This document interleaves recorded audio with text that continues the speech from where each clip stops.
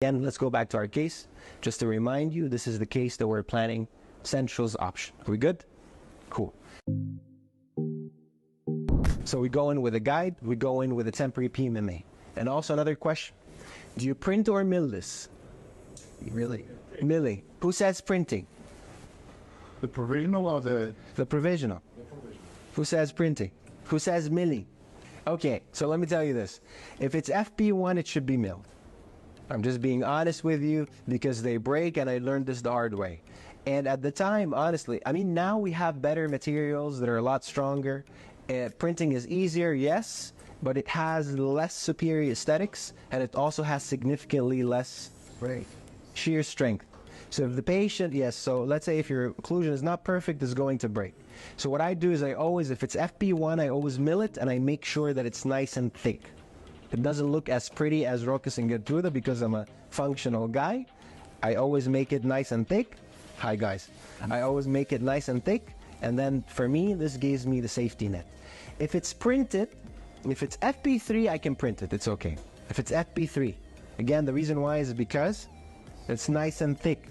So it's okay, right? Okay. So this is the armamentarium before, this is the PMMA, this is the model, this is the surgical guide. We go into surgery. Of course, we all know that tooth-supported guides are the most accurate type. So it goes without saying, do not extract all the teeth. Keep a few teeth for guide support. And that's what we did. So we kept the canines, and then at the back, we used anchor pins to stabilize the guide. All right. So let's continue on. And then we place all our implants. This is how the implants have been placed. And then these are the implants with the temporary cylinders on top. Now it's time for us to start to do the pickup. This is the pickup in the patient's mouth. Again, I use rubber dam. For some reason, I'm always very cheap. I would highly suggest that you guys use more rubber dam than this. Okay?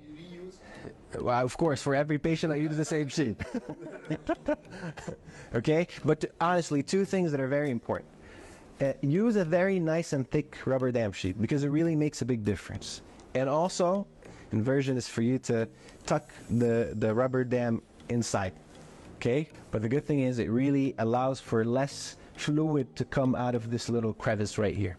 So actually three pieces of advice. Number one, use a thick sheet of rubber dam. Number two, make sure that you use the smallest punch size possible, And number three, which is the most important, don't be cheap like me. Okay, very important.